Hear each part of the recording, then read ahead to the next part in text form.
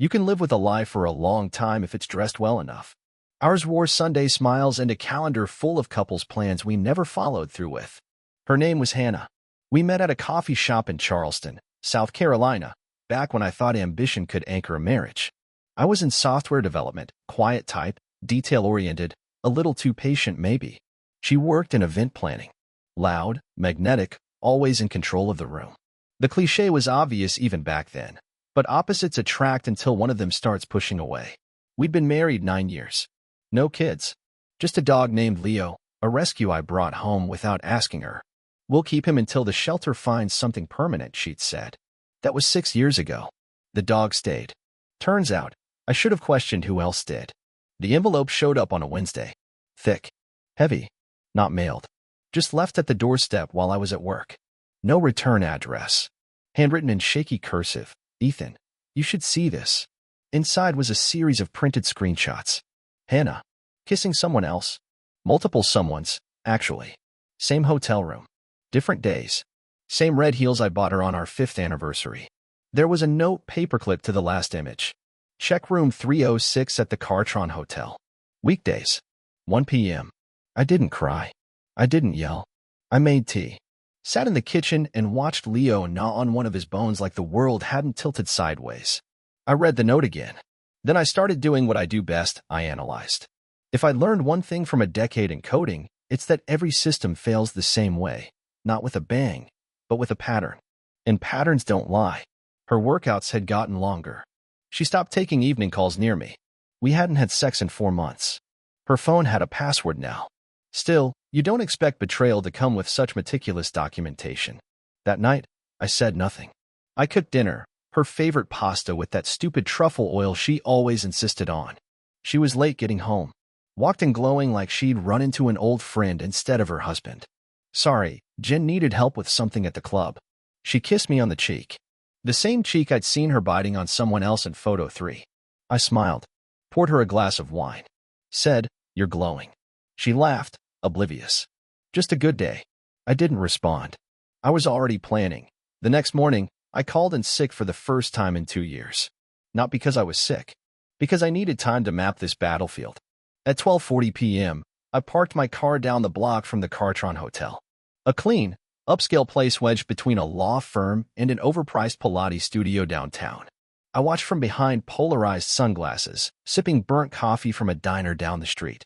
At exactly 12:58, a familiar black Audi pulled into the hotel's underground garage. Hannah stepped out, heels clicking, dressed in a navy sheath she'd said was just for meetings. She didn't have a briefcase. The man she met in the lobby wasn't the same as the one from the photos. New face. Tall. Broad shoulders. Wedding ring. Different guy. Same hotel. Same hour. I didn't follow them. I didn't need to. Instead, I drove straight to a locksmith I'd used once before when Hannah locked herself out. Same guy. Still wore a mechanic's shirt with Carl stitched over his heart. Need some work done? He asked. Yeah, I said. Security system upgrade at the house. Discreet. Internal cameras too. He nodded slowly. Got a reason? Let's just say I want to know what happens when I'm not home. Carl didn't ask more questions. He just scribbled on a clipboard and said, "Can do it Friday." Perfect. Back home, Hannah was already there, barefoot in yoga pants, watching HGTV and pretending our lives hadn't sprouted cracks the size of sinkholes. How was your day? She asked without turning. Slow, I said, hanging up my jacket. How about yours? Same. She sipped her tea like she was in a commercial. Jen's cat had surgery. I dropped by to help her out. Poor thing's wearing a cone. Poor thing, I echoed. I went upstairs and sat at my desk, opened a private browser, and searched how to clone a phone without touching it. Not because I planned to do it, but because I knew someone who could. There's a guy I used to do freelance work for. Name's Luca. Ethical hacker. Smart, paranoid, lives out in Somerville with a house full of server racks and enough backup power to light a football field. I called him that night. I need access, I said. To what? Her phone. Texts. GPS call logs. Nothing invasive. Just truth. Marital stuff? Something like that. He sighed. Send me her number. I'll spoof a carrier handshake. Might take a few days. By Friday morning, the cameras were installed. 5 of them. 2 in the common areas. 1 in the garage. 1 in our bedroom. one hidden inside a VIN in her walk-in closet. Carl handed me the remote and said, "You sure you want to see what these show?" I nodded. I don't look away from things anymore. That weekend, I played it cool. Took her out to brunch. Laughed at her jokes. Held her hand. She posted a photo of us on Instagram. Weekend reset with my person. Her person. I stared at it for a long time that night, then deleted my old backup phone and loaded Luca's access panel instead. GPS logs. Text history. A separate message thread for each man. All labeled by initials. 3. She had 3. One of them, K, was married. Another, M, worked with her. The last, D, was someone she'd met at the gym.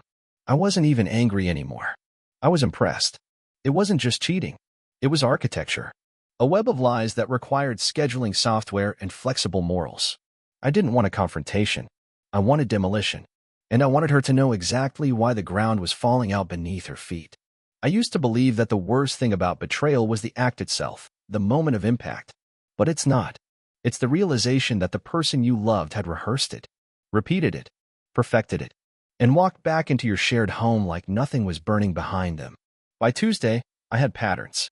K always met her on Wednesdays, always left before 2:15 p.m. He sent her a Spotify playlist called Afternoon Delights. The man had no originality, but he had a gold watch and a Mercedes, which apparently compensated. M worked events with her. Their messages were full of bad jokes and late-night hotel invoices. "Can't wait to check the venue again," he texted last week. She replied with a winking emoji. And D, the gym guy, he was younger, more impulsive. Voice memos and shirtless selfies. I knew the brand of his cologne just from the security footage. Hannah rotated them like meal prep containers. I wasn't the main course. I wasn't even in the fridge anymore. But you don't blow the whistle when you're down. You pull the thread. The first thread was K, the married one. I took a calculated risk and made a call from a burner app, disguising my voice just enough to sound like a concerned stranger. "Is this Mrs. Caldwell?" Yes." "Who is this?" "I think your husband's been seeing someone." "Cartron Hotel. Wednesdays. Room 306. She hung up. I didn't need her to believe it. I just needed her to doubt.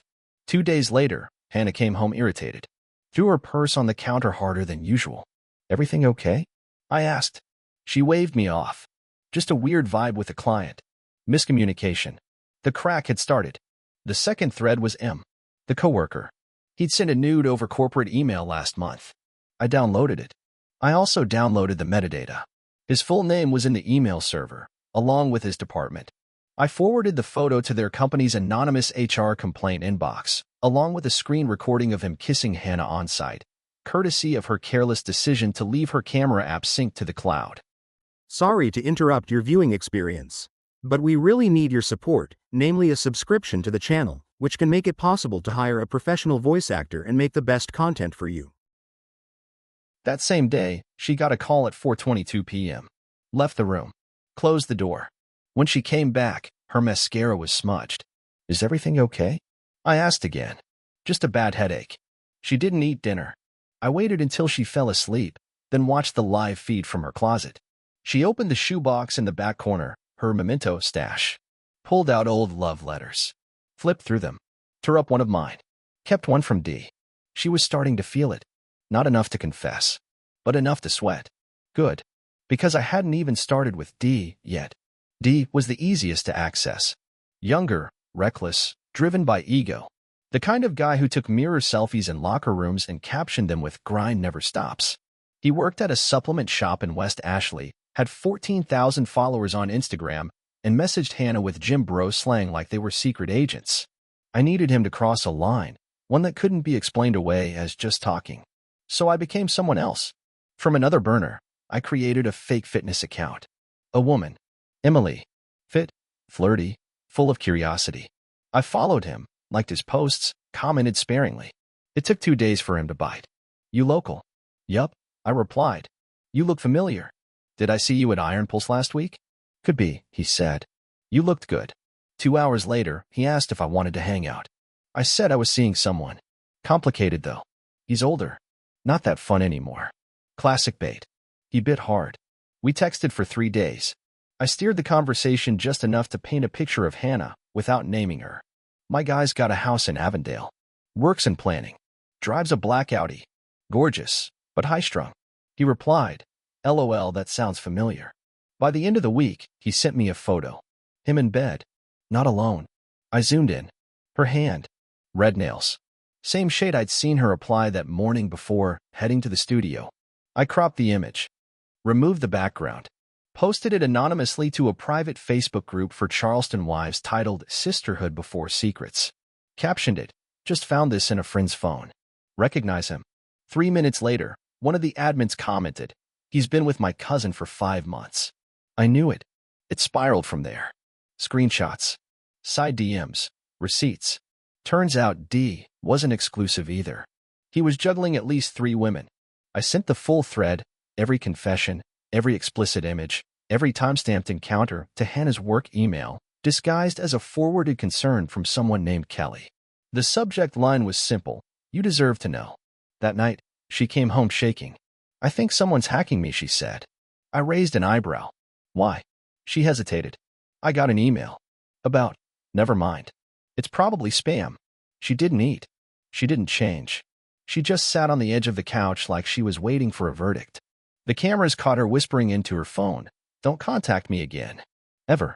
1 domino left. But this wasn't just about destroying her little black book. That would have been too easy. I wanted her to pull her own life apart with both hands. And I knew exactly how to make that happen. It began with a text to my old friend Cam, an engagement photographer. Need a favor, I typed. One that looks beautiful but feels like the end of the world. Cam met me at a local coffee shop off King Street.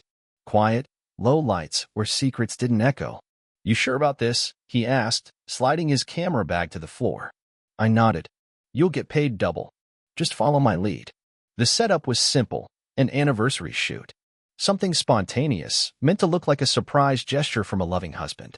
Hannah always complained we never had nice photos together. All our pics are either on someone else's phone or cropped. So I gave her what she wanted. I booked a suite at the Charleston Place Hotel, bought her a new dress, red, elegant, custom size. Left it on the bed with a note. Be ready by 6. Something special tonight. Love, D. She bit the bait with silent suspicion.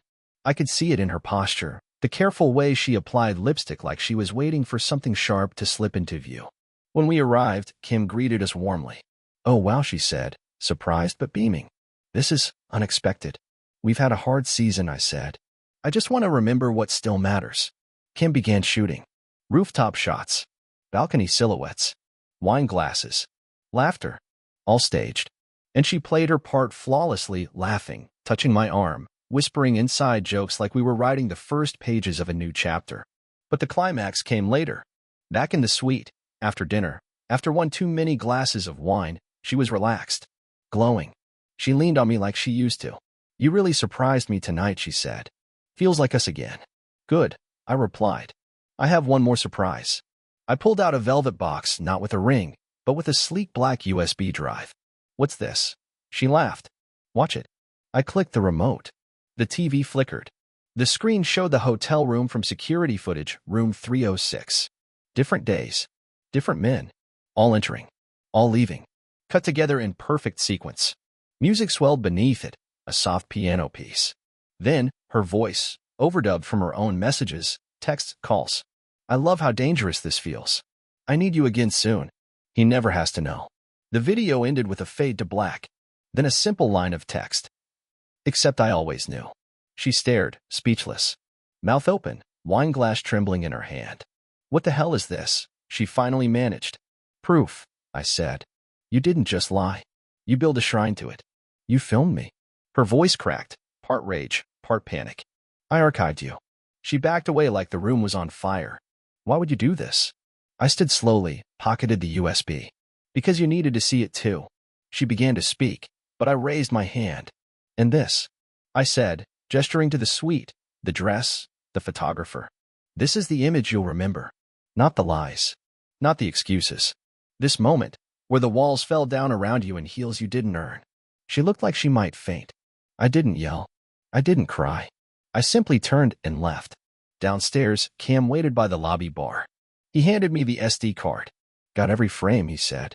She'll never forget the look on her own face. I slipped him an envelope. Thanks, man. What now? Now, I said, stepping into the Charleston night. Now she gets to destroy herself with no one left to lie to. The footage didn't just live on that USB. I uploaded it to a secure cloud folder the next morning and sent 3 anonymous links, one to each of the other women D had been seeing, one to M's HR director, and one to Mrs. Caldwell. No message. No threats. Just clarity. The last one went to Hannah's personal inbox with the subject line, "For when you start lying to yourself again." I filed for divorce the same week. No fight. No argument. I didn't give her the satisfaction of chaos. Just a man with receipts and nothing left to lose. By the time the papers arrived at her work address, where she was on probation pending an HR investigation, she'd already been locked out of her personal laptop. The house was half empty. My half. Documents, heirlooms, accounts. Even Leo. I took the dog, too. 2 days after that, her best friend Jess, who I'd never really liked, texted me. "WTF did you do? Hannah's having a meltdown. She says you ruined her life." I replied with a single word: perspective. The rest unraveled without my help. M lost his job. His wife found the video through one of the Facebook threads the other women posted. He was served with separation papers 3 days later. D was publicly dragged in every corner of Charleston's local gossip networks. The video became its own meme. The gym pulled his sponsorships. He deleted all his socials by the end of the week. He vanished. His wife filed a police report for harassment and changed the locks. Apparently, she found not just hotel receipts but burner phones in his golf bag. And Hannah? She tried to salvage things. Messaged me one night, long, desperate text. Said she'd lost everything. Friends had pulled away. Her job was on the line. She was in therapy. She wanted to talk. Not to fix it, she wrote. Just to understand how it all fell apart. I didn't answer. Some questions don't deserve answers. Some lessons don't come with a teacher. A month later, I finalized the divorce. She didn't fight it. She couldn't. I walked away clean. No alimony. No settlements. No shared property. Just freedom. And silence. 6 months passed. I moved into a smaller place near the coast. Got a new job, remote consulting. Bought a better camera. Started taking Leo on long hikes and longer road trips. I didn't talk about Hannah. I didn't need to. But sometimes, I'd open that one saved image from the hotel suite, the moment right after the footage ended. Her face frozen between disbelief and guilt. No one else in the frame. No spotlight. Just truth. That image reminded me of what I'd taken from her, not just the men, or the comfort, or the lies. I took away the version of herself that never had to look in the mirror. And that, in the end, was the sweetest revenge of all. What do you think of the story? Write in the comments.